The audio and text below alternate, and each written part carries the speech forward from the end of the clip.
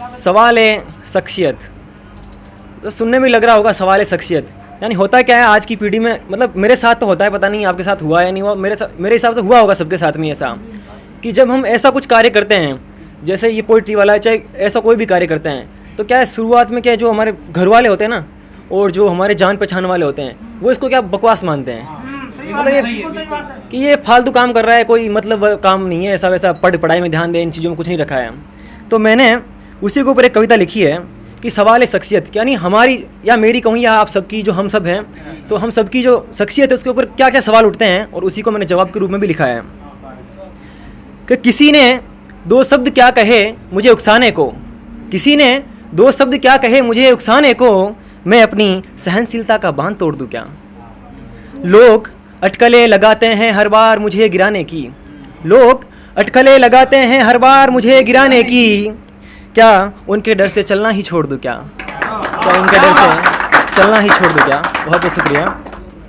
किसी को मैं पसंद नहीं, किसी को मैं पसंद नहीं तो किसी को मेरी कलम, किसी को मैं पसंद नहीं तो किसी को मेरी कलम, उनके इरादों से यूं शब्दों को ही चुनना छोड़ दूं क्या, उनके इरादों से यूं शब्दों को ही चुनना छोड़ दूं क्या। मुझे समझो, मुझे समझो, मैं ऐसी उम्मीद हर किसी से नहीं रखता, मुझे समझो ऐसी उम्मीद मैं हर किसी से नहीं रखता, पर हर उम्मीद जो खुद से है उसका गला घोट दूं क्या, पर जो उम्मीद खुद से है उसका गला घोट दूं क्या। बहुत बहुत धन्यवाद। कुछ पाया नहीं, कुछ पाया नहीं पर चलते जा रहा हूँ, कुछ पाया नहीं पर चलते जा रहा हूँ एक आस लिए, यूं जमाने की जलन से कुछ पाने की तलब ही छोड़ दूं क्या, तो जमाने की जलन से कुछ पाने की तलब ही छोड़ दूं क्या। हाँ सबकी नज़रों में मैं बुरा हूँ, हाँ सबकी नज़रों में मैं बुरा हूँ अपनी कड़वी जुबान से, हाँ सबकी नज़रों में मैं बुरा हूँ अपनी कड़वी जुबान से। बड़ी मुश्किलों बाद पाया खुद को, बड़ी मुश्किलों बाद पाया खुद को, अपना ज़मीर यूं ही छोड़ दूं क्या, अपना ज़मीर यूं ही छोड़ दूं क्या। मेरे लफ्ज़ों की तासीर ज़रा कड़वी है, मेरे लफ्ज़ों की तासीर ज़रा कड़वी है, यूं हर किसी को रास नहीं आती,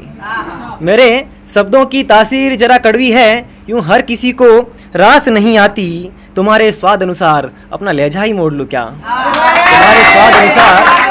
अपना लहजा ही मोड़ लूँ क्या। तरासगी यूं किसी की तलाश पर ख़त्म नहीं होती है मेरे दोस्त,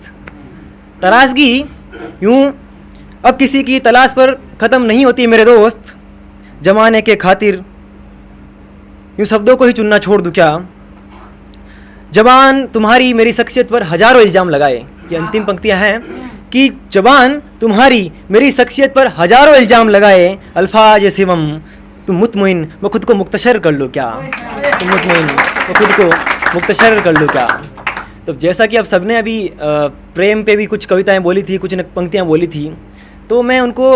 राजस्थानी में भी मैं लिखता हूँ, तो एक बोलते ना सम्मान रूप में दो पंक्तियां राजस्थानी भाषा में बोलूँगा, उसके बाद में कुछ पंक्तियां मैं प्रेम रूप में पढ़ना चाहूँगा जो मैंने लिखी है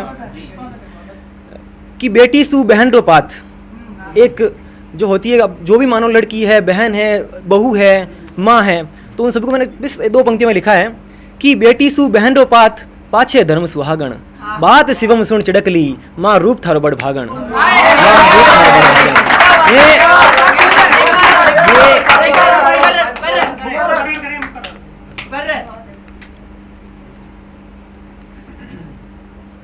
वापस से बोल देता हूँ कि बेटी सु बहन रो पात, यानी एक लड़की का जो जीवन होता है, मतलब एक शुरू में वो जन्मती है तो उसका जन्म एक बेटी के रूप में होता है, तो बेटी सु बहन रो पात, फिर वो किसी की बहन बनती है, तो बेटी सु बहन रो पात पाछे धर्म सुहागण, अर्थात तो बाद में पत्नी बन जाती है किसी की। बात शिवम सुन छिड़कली माँ रूप थारो बड़ भागणी, यानी इन चारों रूपों में जो तेरा रूप माँ का रूप है वो सबसे बड़ा है, सबसे भव्य है, जिसकी कोई कल्पना, मतलब जो जिसकी हम तुलना नहीं कर सकते किसी से। तो मैंने इन दो पंक्तियों में उसको बांटा है, लिखा है। और अब कुछ पंक्तियाँ मैं भी बेना मोहब्बत, हालांकि कोई ऐसा नहीं है मेरे पास शीर्षक, लेकिन फिर भी मैंने लिखा है कुछ ऐसा, तो आप सबके बीच रखने जा रहा हूँ। पता नहीं उस मिट्टी में कितनी यादें रह गई होगी, पता नहीं उस मिट्टी में कितनी यादें रह गई, तेरी वो खुशबू मेरी सांसों में रह गई। पता नहीं उस मिट्टी में कितनी यादें रह गई, तेरी वो खुशबू मेरी सांसों में रह गई, याद करता हूँ वो हर लम्हा आज भी उस मोहब्बत का, याद करता हूँ आज भी वो हर लम्हा उस मोहब्बत का, तू इतनी दूर होके भी मेरे पास रह गई, तू इतनी दूर होके भी मेरे पास रह गई। शब्दों की गहराई में तेरा दीदार लिखूं, शब्दों की गहराई में तेरा दीदार लिखूं, धुंधली यादों की अगुवाई में तेरा प्यार लिखूं, लिखूं तेरी भोली सी सूरत पर प्यारी सी मुस्कान को,